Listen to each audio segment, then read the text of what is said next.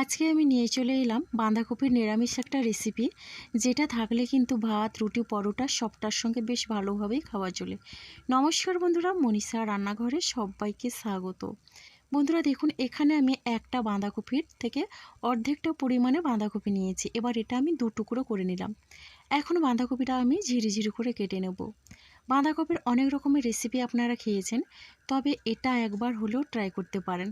দেখবেন শুধুমাত্র দুপুরে গরম ভাতের সঙ্গে নয়, এটা রুটি, পরোটা, লুচি সব কিছুর সঙ্গে কিন্তু খেতে বেশ ভালো লাগে।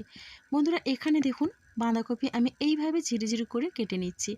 আপনারা চাইলে আপনাদের পছন্দের মতো একটু মোটা বা একটু বড় করেও কেটে নিতে পারেন। দেখুন এখানে কিন্তু সবটা বাঁধাকপি আমি কেটে নিয়েছি। আর এখন এই বাঁধাকপি কেটে আমি বেশ ধুয়ে ভালো করে পরিষ্কার করে নেব। দেখুন বাঁধাকপি কিন্তু আমি পরিষ্কার করে ধুয়ে নিয়েছি। আর এখন এখানে আমি নিয়েছি একটা প্রেসার কুকার। এবার আমি প্রেসার কুকারের মধ্যে বাঁধাকপি দিয়ে দিচ্ছি।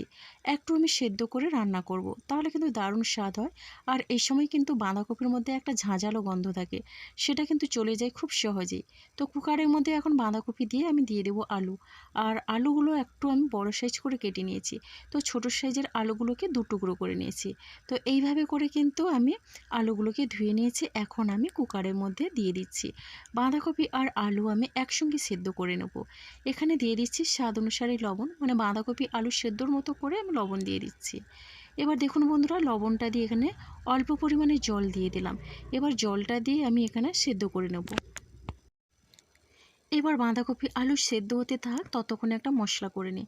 তো এক মিক্সিং জারের মধ্যে নিয়ে নিচ্ছি 1 ইঞ্চি পরিমাণে আদা কুচি, আর নিচ্ছে একটা টমেটো। আর এখানে দিয়ে দিচ্ছি কাজু বাদাম, চিনে বাদাম কিছুটা পরিমাণে। দেখুন মশলাটা কিন্তু হয়ে গেছে। আর এইভাবে মিহি পেস্ট আমি করে নিয়েছি, তাহলে কিন্তু রেসিপিটা বেশ ভালো হয় মশলা যদি সুন্দরভাবে পেস্ট করা যায়। তো দেখুন বন্ধুরা, সাইড করে রেখে দিলাম মশলাটা। এবার দেখুন আমি বাঁধাকপিটা সেদ্ধ করে নিয়েছি। তো এখানে কিন্তু আমি 3টে সিটি দিয়ে নিয়েছি, যেহেতু আলুর টুকরোটা বড়, তার জন্য এখানে 3টে সিটি দিয়েছি। এবার দেখুন খুব সুন্দরভাবে সেদ্ধ হয়ে গেছে। এখানে কিন্তু পুরো জলটা শুকনো হয়নি, অল্প জলই আছে। তো আমি এখন একটা বোলের মধ্যে নিয়ে নিয়েছি। দেখুন বন্ধুরা, এই জলটা দিয়ে কিন্তু পুরো রান্নাটাই হয়ে যাবে। তো এরপরে দেখুন, রান্নার জন্য গ্যাসের ওভেনে কড়াই বসিয়ে দিয়েছি। এবার কড়াইটা গরম করে এখানে 2 চামচ পরিমাণে সর্ষের তেল দিলাম। তেলটাকে কিন্তু বেশ ভালোভাবে গরম করে নিয়েছি। বন্ধুরা আপনারা জানেন আমার রান্না মানে সর্ষের তেল, আমি পুরো রান্নাটাই সবসময়ের জন্য সর্ষের তেলেই করি। তো এখন আমি এই তেলের মধ্যে ফোড়ন দিলাম গোটা গরম মশলা, জিরে হাফ চামচ, একটা তেজপাতা আর একটা শুকনো লঙ্কা। এবার এখানে দিয়ে দিলাম 3টে কাঁচা লঙ্কা চেরা। ফোড়ন থেকে সুন্দর একটা গন্ধ বেরোলেই এবার দেখুন বন্ধুরা, এখানে যে আমি মশলার পেস্ট রেডি করে রেখেছিলাম, সেই মশলার পেস্ট দিয়ে দিচ্ছি। এবার দেখুন ওই বাটিটা ধুয়ে অল্প পরিমাণে কিন্তু আমি এখানে জল অ্যাড করে দিয়েছি। তো দেখুন এখন আমি মশলাটা বেশ সুন্দরভাবে কষিয়ে নেব। আর একটা কথা, মশলা কষানোর কাছে রেসিপির স্বাদটা আসল হয়। মশলা যত ভালোভাবে কষানো হবে, রেসিপিটা কিন্তু খেতে বেশ ভালো লাগে। আর এখন কিন্তু গ্যাসের ফ্লেমটা আমি মিডিয়ামে রেখেছি। মিডিয়াম ফ্লেমে রেখে কিন্তু মশলাটা কষিয়ে নিতে হবে। তো দেখুন বন্ধুরা, এখন আমি দিয়ে দিচ্ছি গুঁড়ো মশলা। তো প্রথমেই দিয়ে দিয়েছি হাফ চামচ পরিমাণে এখানে হলুদের গুঁড়ো, হাফ চামচ পরিমাণে কাশ্মীরি লাল লঙ্কার গুঁড়ো, আর দিয়ে দিচ্ছি এখানে ধনে গুঁড়ো, আর দিয়ে দিচ্ছি জিরের গুঁড়ো। এরপর দেখুন বন্ধুরা, এখানে কিন্তু আমি মশলাটাকে খুব সুন্দরভাবে কষিয়ে নেব। এখানে আপনারা চাইলে কাশ্মীরি লাল লঙ্কার গুঁড়ো দিতেও পারেন, আবার নাও দিতে পারেন, তবে দিলে একটু কালারটা সুন্দর আসে। আমি কিন্তু এখানে কাঁচা লঙ্কার ঝালেই রান্নাটা করে নেব। তো এইভাবে করে মশলাটা আমি কষিয়ে নিচ্ছি। তো দেখুন বন্ধুরা, মশলাটার কিন্তু কালারটা চেঞ্জ হতে শুরু করেছে। খুবই সুন্দর একটা কালার এসছে আর দারুণ একটা গন্ধ বেরিয়েছে। এবার আমি এখানে দিয়ে দিচ্ছি চিনি হাফ চামচ পরিমাণে। যেহেতু নিরামিষ রেসিপি, একটু চিনি দিলে কিন্তু বেশ ভালো লাগে খেতে। আর চিনিটা দিয়ে মশলা কষানোর সময় কিন্তু মশলার কালারটা সুন্দর আসে। দেখুন এইভাবে কালার রেখে কিন্তু মশলাটা কষিয়ে নিতে হবে, তাহলে কিন্তু রেসিপির কালারটাও খুব সুন্দর হয়।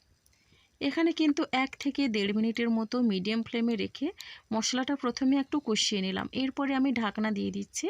ঢাকনা দিয়ে আরও 1-1.5 মিনিটের মতো মশলাটা কষিয়ে নেব। মশলা থেকে কিন্তু তেলটা ছেড়ে দিয়েছি বন্ধুরা। এখানে কিন্তু মোটামুটি মশলাটা সুন্দরভাবে কষানো হয়ে গেছে। মশলার থেকে কিন্তু কাঁচা গন্ধও চলে গেছে। তো এবার আমি এখানে দিয়ে দিচ্ছি 1 মুঠোর মতো কড়াইশুঁটি। এবার কড়াইশুঁটিটা দিয়ে মশলার সঙ্গে একটু নাড়াচাড়া করে নেব। কড়াইশুঁটি আপনারা চাইলে সেদ্ধও করে নিতে পারেন, তবে আমি সেদ্ধ করলাম না। মশলার সঙ্গে এইভাবে কষিয়ে নিলে কিন্তু কড়াইশুঁটিটা খেতে বেশ ভালো লাগে বাঁধাকপির এই রেসিপির মধ্যে। তো এইভাবে করে কড়াইশুঁটি দিয়েও বেশ ভালোভাবে মশলাটাকে আমি কষিয়ে নিয়েছি। এতে করে কিন্তু কড়াইশুঁটিটা সুন্দরভাবে সেদ্ধ হয়ে যায়। এখন আমি এখানে দিয়ে দেব বাঁধাকপি সেদ্ধ করে যে জলটা রেখেছিলাম বাঁধাকপির মধ্যে, ওই জলটা আমি একটু দিয়ে দেব। ওই জলটা দিয়ে কিন্তু মশলাটা আমি একটু কষিয়ে নেব। আরও 1 মিনিটের মতো মশলা কষিয়ে নেব। একঘেয়ে বাঁধাকপি রেসিপি যখন ভালো লাগে না খেতে, তখন এটা একবার হলেও ট্রাই করতে পারেন। দেখবেন একবার খাওয়ার পরে কিন্তু মুখের স্বাদ লেগে থাকবে। এখানে দেখুন বন্ধুরা, খুব সুন্দরভাবে আমি মশলাটা কষিয়ে নিয়েছি কড়াইশুঁটি দিয়ে। সুন্দর একটা কালার এসছে। আর এখন আমি একটু নাড়াচাড়া করে নিচ্ছি।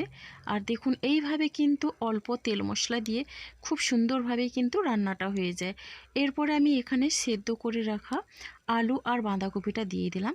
তো দেখে বুঝতে পারছেন মশলাটা যেভাবে আমি কষিয়ে নিয়েছি, সুন্দর একটা গন্ধ বেরিয়েছে। এখন আমি ওই সেদ্ধ করে রাখা আলু আর বাঁধাকপি দিয়ে দিলাম।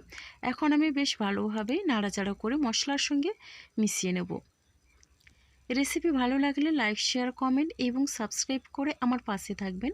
নতুন বন্ধুরা এখনও যারা চ্যানেলটিকে সাবস্ক্রাইব করেননি, প্লিজ সাবস্ক্রাইব করে পাশে থাকা বেল আইকনটি প্রেস করে নোটিফিকেশান অন করে দেবেন।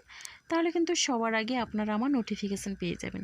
এখানে দেখুন বন্ধুরা, এবার আমি স্বাদ অনুসারে দিয়ে দিচ্ছি লবণ।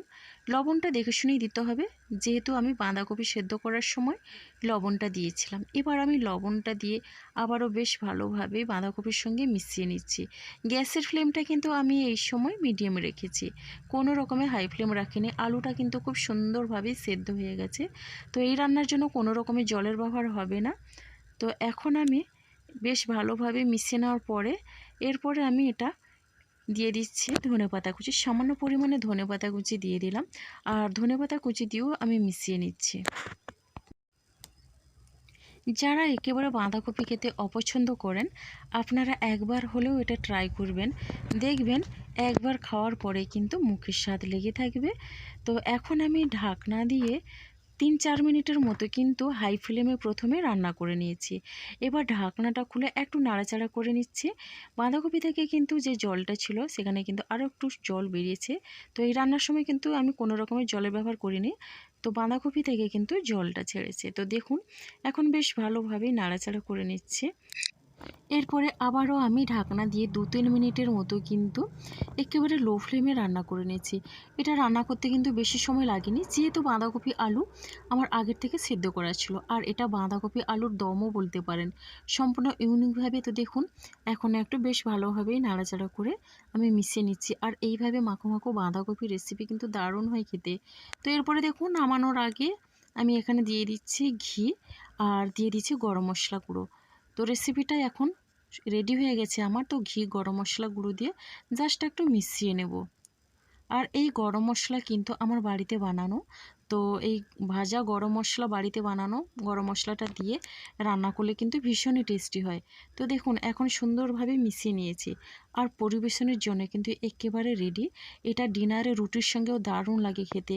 তো বন্ধুরা দেখুন এখন গরম মশলা গুঁড়ো আর ঘি দিয়ে বেশ ভালোভাবে মিশিয়ে নিয়ে স্ট্যান্ডিং টাইমের জন্য 5 মিনিট আমি ঢাকনা দিয়ে রেখে দিলাম। তো দেখেই বুঝতে পারছেন কতটা লোভনীয় হয়েছে বাঁধাকপির এই রেসিপিটা।